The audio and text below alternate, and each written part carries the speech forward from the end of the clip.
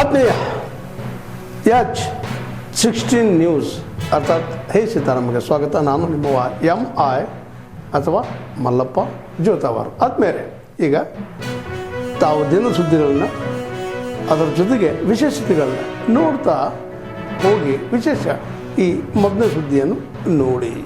We had a cabinet special meeting to discuss on the drought.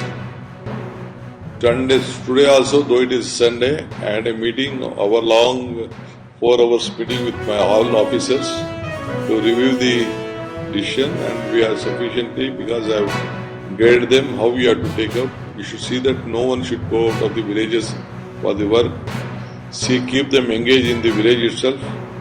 By using this Manrega is not there, an alternative scheme has come, VG Ramji scheme, though government has agreed with a lot of difficulty. We will continue for time being. We will fight with them for the finances, but let us not use it as a prestige point. We will see that we will make use of the facility and give them some work, whichever the new list has come out. What are the schemes which they have approved, including I have asked them to tie up more on the individual beneficial also, so that they should not move out of it. Because there are various schemes which will help the small farmers and the individual beneficiaries also. ಮಾಡಲಿ, ವಿರೋಧ ಪಕ್ಷದಲ್ಲಿ ಇದ್ಕೊಂಡು ಮಾಡಬೇಕಲ್ಲ. ವಿರೋಧ ಪಕ್ಷದಲ್ಲಿ ಇದ್ಕೊಂಡು ಅವ್ರು ಏನು ಮಾಡಬೇಕು ಮಾಡ್ತಾರೆ. ಬಟ್ ಒಂದು ಸ್ವಲ್ಪ ಅವರು ಮೆಲುಕು ಹಾಕಬೇಕು. ಹಿಂದಿನ ದಿನಮಾನದಲ್ಲಿ ಇದು ಟೌನ್ಶಿಪ್ ಯಾರಿಂದ ಪ್ರಾರಂಭ ಆಯಿತು, ಹೇಗೆ ಆಯಿತು, ಏನಾಯಿತು ಅನ್ನೋದು ಸ್ವಲ್ಪ ಅದನ್ನು ಮೆಲುಕು ಹಾಕಿದರೆ ಅವರಿಗೂ ಕೂಡ ಒಂದು ಪರಿಜ್ಞಾನ ಸಿಗ್ತದೆ ಅಂತ ನಾನು ಭಾವಿಸ್ತೇನೆ. ನೋಡೋಣ, ಒಂದು 2-3 ದಿವಸದಲ್ಲಿ ತೀರ್ಮಾನ ಆಗುತ್ತೆ. ಹೈಕಮಾಂಡ್ ಏನು ತೀರ್ಮಾನ ಮಾಡ್ತಾರೆ ಅದಕ್ಕೆಲ್ಲರೂ ನಾವು ಸಹಮತವನ್ನು ವ್ಯಕ್ತಪಡಿಸಬೇಕಾಗುತ್ತೆ. ನಾವು ಸಹಮತವನ್ನು ವ್ಯಕ್ತಪಡಿಸ್ತೀವಿ. ನೀವೀಗ ಸಚಿವ ಸ್ಥಾನ ಬೇಕು ಅನ್ನುವಂಥ ವಿಚಾರವನ್ನು ಹೈಕಮಾಂಡ್ ನಾಯಕರಲ್ಲಿ ಅವ್ರಿಗೆ ಮನದಟ್ಟು ಮಾಡಿಕೊಟ್ರಂಥದ್ದು ಅವ್ರು ನನಗೇನು ಹೇಳಬೇಕು ಹೇಳಿದ್ದಾರೆ. ಅದನ್ನು ಯಾವ ಥರದಿಂದ ನಾನು ಸ್ವೀಕಾರ ಮಾಡಬೇಕು ಮಾಡಿದ್ದೀನಿ. 3-4 ದಿವಸದಲ್ಲಿ ನಿಮಗೆ ಗೊತ್ತಾಗುತ್ತೆ. ಬೆಳಗಾವಿಗೆ ದೊಡ್ಡ ಜಿಲ್ಲೆ ಆಗಿರೋದ್ರಿಂದ 3 ಸಚಿವ ಸ್ಥಾನ ಹಿಂದಿನ ದಿನಮಾನದಲ್ಲಿ 4-5 ಕೊಟ್ಟಿರ್ತಕ್ಕಂಥ ಉದಾಹರಣೆ ಇದೆ. ಹಿಂದೆ ಒಂದೇ ಸಮುದಾಯಕ್ಕೆ 4-5 ಕೊಟ್ಟಿರ್ತಕ್ಕಂಥ ಒಂದು ಉದಾಹರಣೆಗಳು ಕೂಡ ಇದ್ದಾವೆ. 18 ಕ್ಷೇತ್ರ ಇರ್ತಕ್ಕಂಥ ಜಿಲ್ಲೆ, ಭಾಳ ದೊಡ್ಡ ಜಿಲ್ಲೆ ಅದು. 4-5 ಕೊಡೋದ್ರಲ್ಲಿ ತಪ್ಪೂ ಇಲ್ಲ, ಕೇಳೋದ್ರಲ್ಲಿ ತಪ್ಪಿಲ್ಲ. ಕನಿಷ್ಠ 3 ಕೊಡ್ಬೋದು ಅಂತ ನಾನು ಭಾವಿಸ್ಕೊಂಡಿದ್ದೀನಿ. ಅದಕ್ಕೆಲ್ಲದಕ್ಕೂ ಉತ್ತರ ಒಂದು 3-4 ದಿವಸದಲ್ಲಿ ನಿಮಗೆ ಸಿಗುತ್ತೆ. ನೋಡಿ, ಈಗಾಗಲೇ ನಾವು ಕೇಂದ್ರ ಸರ್ಕಾರಕ್ಕೆ ನಮ್ಮ ರಾಜ್ಯದ ಪರಿಸ್ಥಿತಿ ಹೇಗಿದೆ. ಮಾನ್ಯ ಕಂದಾಯ ಸಚಿವರು ಡಾಕ್ಟರ್ ಜಿ ಪರಮೇಶ್ವರ್ ಅವರು ಈ ಬರಗಾಲ ಘೋಷಣೆ ಮಾಡಬೇಕಾಗಿರುವಂಥ ಪ್ರಕ್ರಿಯೆ ಏನಿದೆ, ನಿಯಮಗಳೇನಿದೆ, ಅದು ಸರಳೀಕರಣ ಮಾಡಬೇಕು ಅಂತ ಹೇಳಿ ಅದು ಕೇಂದ್ರ ಸರ್ಕಾರದಿಂದ ಆದರೆ ಎಲ್ಲರಿಗೂ ಅನುಕೂಲ ಆಗುತ್ತೆ. ಮತ್ತು ರೈತರ ಆತ್ಮಹತ್ಯೆ ತಡೆಗಟ್ಟಲಿಕ್ಕೆ ಈಗಾಗಲೇ ಒಂದು ಪ್ರಾಮಾಣಿಕ ಹೆಚ್ಚಿನ ಮಾಡ್ತಾನೇ ಇದ್ದೀವಿ. ಈಗ ಹೋದ ಬಾರಿ ಇಡೀ ದೇಶದಲ್ಲಿ 2ನೇ ಹೆಚ್ಚಿನ ರೈತರ ಇನ್ಶೂರೆನ್ಸ್ ಸಿಕ್ಕಿದ್ದು ನಮ್ಮ ರಾಜ್ಯಕ್ಕೆ. ಬರೀ ನಮ್ಮ ಕಲಬುರಗಿಗೆ ಸುಮಾರು 660 ಕೋಟಿ ರೂಪಾಯಿ ಸಿಕ್ಕಿದೆ. ಸೊ ಇವೆಲ್ಲ ಪ್ರಯತ್ನಗಳು ನಡೆಸ್ತಾ ಇದ್ದೀವಿ. ಅದಕ್ಕೆ ನಾವು ಮುಂಜಾಗ್ರತವಾಗಿ ಈ ಮೀಟಿಂಗ್ಗಳೆಲ್ಲ ಮಾಡ್ಕೊಂಡು ನಿಮ್ಮ ಮೇವಿನ ಬಗ್ಗೆ ಇರ್ಬೋದು, ನೀರಿನ ಬಗ್ಗೆ ಇರ್ಬೋದು, ಜಾನುವಾರು ಬಗ್ಗೆ ಇರ್ಬೋದು, ಮತ್ತು ನಿಮ್ಮ ಕೃಷಿ ಚಟುವಟಿಕೆಗಳಿರ್ಬೋದು, ಮಾನ್ಯ ಮುಖ್ಯಮಂತ್ರಿಗಳು ಭಾಳ ಸ್ಪಷ್ಟವಾದಂಥ ಸಂದೇಶ ಕಳಿಸ್ತಾ ಇದ್ದಾರೆ. ಈ ಸರಿ ನಮಗೆ ಸೂಪರ್ ಎಲ್ಲಿನೋ ಎಫೆಕ್ಟ್ ಆಗ್ತದೆ. ಇದು ಬರೀ ನಮ್ಮ ರಾಜ್ಯಕ್ಕೆ ಸೀಮಿತ ಇಲ್ಲ, ರಾಷ್ಟ್ರಕ್ಕೆ ಸೀಮಿತ. ಗಂಭೀರವಾಗ್ತದೆ.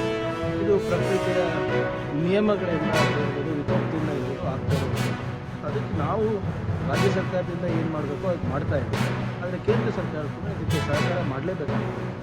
ಆಮೇಲೆ it is not limited to only Karnataka, it's across the country. And state government ಅವರು ಇಲ್ಲಿ ತನಕ ಒಂದು ಮೀಟಿಂಗ್ ಆಗಲಿ, ಒಂದು ಸಲಹೆ ಆಗಲಿ ಯಾವ ರಾಜ್ಯಕ್ಕೂ ಬೇಕು. ನಾನು ತಮ್ಮ ಮುಖಾಂತರ ಆಗ್ರಹಿಸ್ತಾ ಇದ್ದೀನಿ.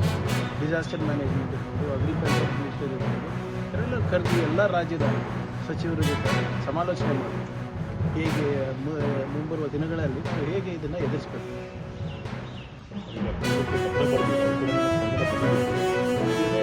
ನಾವು ಮುಂಜಾಗ್ರತವಾಗಿ ಹೋದ ಬಾರಿನೂ ಬಂದಿದ್ದೀವಿ. ಕೇಂದ್ರ ಸರ್ಕಾರಕ್ಕೆ ನಮ್ಮ ಪಾಲ್ ಕೇಳಿದಾಗ ಏನು ಮಾಡಬೇಕು, ಏನು ಕೊಟ್ಟಿಲ್ಲ. ಸುಪ್ರೀಂ ಕೋರ್ಟ್ ಮೊರೆ ಹೋಗಬೇಕಾಗಿದೆ. ಸುಪ್ರೀಂ ಕೋರ್ಟು ಛೀಮಾರಿ ಹಾಕಿ ಕಪಾಳ ಮೋಕ್ಷ ಮಾತ್ರ ನಮಗೆ ಪರಿಹಾರ ಸಿಕ್ಕಿದೆ ರೈತರ ಪರವಾಗಿ ಡೆಲ್ಲಿಗೆ ಹೋಗಿ ಹೋರಾಟ ಮಾಡಿದ್ದು ಇತಿಹಾಸ ಇದೆ. ಅವರು ನಾನು ಹೇಳ್ದಂಗೆ ನಮ್ಮ ಸಮಸ್ಯೆ ಅಷ್ಟೇ ಅವ್ರ ಜವಾಬ್ದಾರಿ ಇದೆ. ಎಲ್ಲ ರಾಜ್ಯದ ಕೃಷಿ ಸಚಿವರು ಇರ್ಬೋದು, ಕಂದಾಯ ಸಚಿವರು ಇರ್ಬೋದು, ಕರೆಸ್ಬಿಟ್ಟು ಹಿಂಗೆ ಪರಿಸ್ಥಿತಿ ಗಂಭೀರವಾಗಿದೆ, ದಯವಿಟ್ಟು ಇದ್ರ ಬಗ್ಗೆ ತಾವು ಕೂಡ ಏನಾದರೂ ಸಲಹೆ ನೀಡ್ತೀರಾ ಅಂದ್ಬಿಟ್ಟು ಕೇಳಬೇಕಲ್ವ. ये सरकार नहीं अहंकार है। और जो श्रद्धांजलि में भेदभाव करते हो, जब लाखों लाख और करोड़ों लोग और करोड़ों परिवार इस आंदोलन से जुड़े हों, जिन बच्चों की जान गई उनके प्रति एक शब्द नहीं, श्रद्धांजलि तक नहीं, इससे बड़ा अहंकार क्या हो सकता है सरकार का। और जब बच्चे यहाँ आए हैं, छात्र नौजवान युवा जब यहाँ आए हैं, वो चाहते सरकार कोई सुने। सरकार में अहंकार कितना कि सुनना भी नहीं चाहते। सुनना तो दूर, अगर वो लोकसभा यहाँ तक आना चाहे अपनी बात कहने, तो लाठी और जो अन्याय कर सकते हैं, जो प्रताड़ना दे सकते हैं, वो दे रहे हैं। सरकार ऐसे ही है। और सरकार के अगर पटने पलटे, एक बार भारतीय जनता पार्टी की सरकार यूपी में थी, 1 साल का मेडिकल का कोर्स 0 हो गया था, सेशन 0 हो गया। ये बीजेपी के लोग आज से नहीं घोटाला कर रहे हैं, इनकी हमेशा ये कोशिश रहती है घोटाला करने है। और पेपर लीक में जितने लोग शामिल होते हैं वो भाजपा ही है। यूपी में बाकायदा ऑडिट किया हम लोगों ने और एक किताब जारी की और जारी करके ये बताया कि कितने पेपर लीक हुए हैं। कोई दोषी नहीं पकड़ा गया आज तक। 20 से ज्यादा पेपर लीक हुए हैं, लेकिन कोई भी दोषी नहीं पकड़ा गया। इसलिए नहीं पकड़ा गया क्योंकि बीजेपी के लोग उसमें शामिल रहे। और नौकरी न देना इसलिए भी सरकार करते हैं क्योंकि आरक्षण देना पड़ेगा। अगर सरकारी नौकरी होगी तो आरक्षण देना पड़ेगा, ये भ्रष्टाचार नहीं कर पाएंगे। आउटसोर्स से करेंगे तो भ्रष्टाचार कर पाएंगे। जब नौकरी सरकारी मिलेगी तो बजट से पैसा जाएगा। दुख है कि आज लाठी चली है। मैं अपने युवा सांसदों से कहूंगा कि जिन बच्चों पर लाठी पड़ी है और जंतर मंतर पे अगर वो मिलना जाना चाहते हैं तो जाएं, मिल करके आए और पार्टी का संदेश दें कि हम उनके साथ। ತಾವೆಲ್ಲ ಇಲ್ಲಿವರೆಗೆ ಸುದ್ದಿಗಳನ್ನು ನೋಡಿದಿರಿ, ಜೊತೆಗೆ ವಿಶೇಷ ಘಟನೆಗಳನ್ನು ಸಹ ನೋಡಿದಿರಿ. ಅದು ನಿಮ್ಗೇನು ಅನ್ನಿಸ್ತು? ನಿಮಗೆ ಲೈಕ್ ಮಾಡಿರಿ, ಶೇರ್ ಮಾಡಿರಿ, ಕಾಮೆಂಟ್ ಮಾಡಿರಿ, ಜೊತೆಗೆ ಸಬ್ಸ್ಕ್ರೈಬ್ ಮಾಡಿಸ್ಬೇಡ್ರಿ. H16 ನ್ಯೂಸ್ ಅರ್ಥಾತ್ ಸಿದ್ದರಾಮಯ್ಯ ಸತ್ಯದ ಕೈಗನ್ನಡಿ ವಂದನೆಗಳು.